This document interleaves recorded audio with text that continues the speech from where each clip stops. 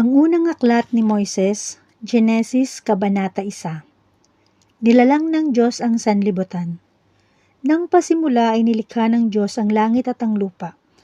At ang lupa ay walang anyo at walang laman. At ang kadiliman ay sumaibabaw ng kalaliman. At ang Espiritu ng Diyos ay sumaibabaw ng tubig. At sinabi ng Diyos, magkaroon ng liwanag, at nagkaroon ng liwanag. At nakita ng Diyos ang liwanag na mabuti, at inihiwalay ng Diyos ang liwanag sa kadiliman. At tinawag ng Diyos ang liwanag na araw, at tinawag niya ang kadiliman na gabi. At nagkahapon at nagkaumaga ang unang araw. At sinabi ng Diyos, magkaroon ng isang kalawakan sa gitna ng tubig, at mahiwalay ang tubig sa kapwa tubig. At ginawa ng Diyos ang kalawakan at hiniwalay ang tubig na nasa ilalim ng kalawakan sa tubig na nasa itaas ng kalawakan, at nagkagayon. At tinawag ng Diyos ang kalawakan na langit, at nagkahapon at nagkaumaga ang ikalawang araw. At sinabi ng Diyos, mapisan ang tubig na nasa silong ng langit sa isang dako, at lumitaw ang katuyuan, at nagkagayon. At tinawag ng Diyos ang katuyuan na lupa, at ang kapisanan ng tubig ay tinawag niyang mga dagat. At nakita ng Diyos na mabuti.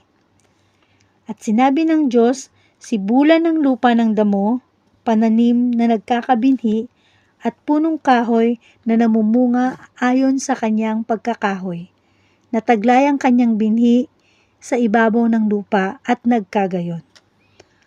At ang lupa ay sinibulan ng damo, pananim na nagkakabinhi ayon sa kanyang pagkapananim, at ng punong kahoy na namumunga na taglay ang kanyang binhi ayon sa kanyang pagkakahoy, at nakita ng Diyos na mabuti. At nagkahapon at nagkaumaga ang ikatlong araw. At sinabi ng Diyos, magkaroon ng mga tanglaw sa kalawakan ng langit upang maghiwalay ng araw sa gabi, at maging pinakatanda at pinakabahagi ng panahon, ng mga araw at ng mga taon. At maging pinakatanglaw sa kalawakan ng langit upang tumanglaw sa ibabaw ng lupa, at nagkagayon. At nilikha ng Diyos ang dalawang malaking tanglaw. Ang malaking tanglaw ay upang magpuno sa araw, at ang maliit na tanglaw ay upang magpuno sa gabi.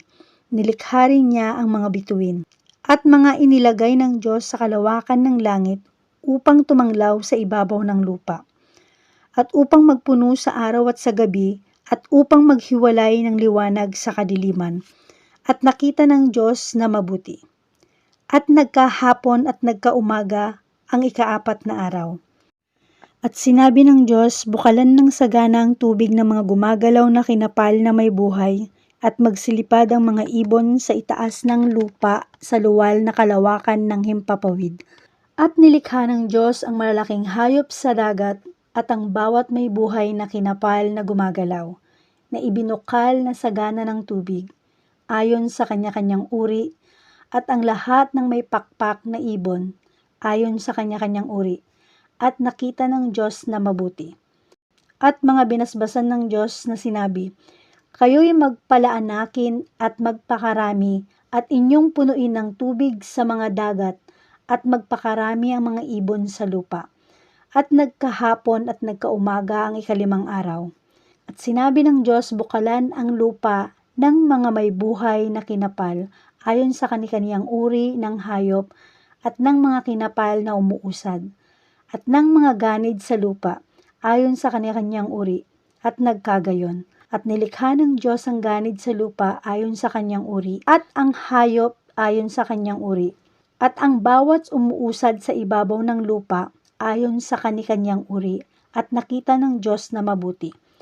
At sinabi ng Diyos, lalangin natin ang tao sa ating larawan, ayon sa ating wangis, at magkaroon sila ng kapangyarihan sa mga isda sa dagat, at sa mga ibon sa himpapawid, at sa mga hayop at sa buong lupa, at sa bawat umuusad na nagsisiusad sa ibabaw ng lupa. At nilalang ng Diyos ang tao ayon sa kanyang sariling larawan, ayon sa larawan ng Diyos siya nilalang. Nilalang niya sila na lalaki at babae. At nang sila'y binasbasan ng Diyos at sa kanila'y sinabi ng Diyos, kayo'y magpalaanakin at magpakarami.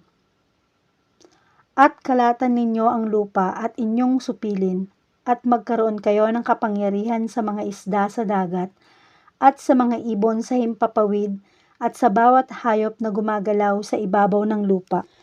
At sinabi ng Diyos, narito, ibinigay ko sa inyo ang bawat pananim na nagkakabinhi at nasa ibabaw ng balat ng lupa. At ang bawat punong kahoy na may bunga ng punong kahoy na nagkakabinhi, sa inyo'y magiging pagkain. At sa bawat hayop sa lupa, at sa bawat ibon sa himpapawid, at sa bawat nagsisiusad sa ibabaw ng lupa na may buhay, ay ibinigay ko ang lahat na pananim na sariwa na pinakapagkain at nagkagayon. At nakita ng Diyos ang lahat ng kanyang nilikha at narito, napakabuti, at nagkahapon at nagkaumaga ang ika-6 na araw.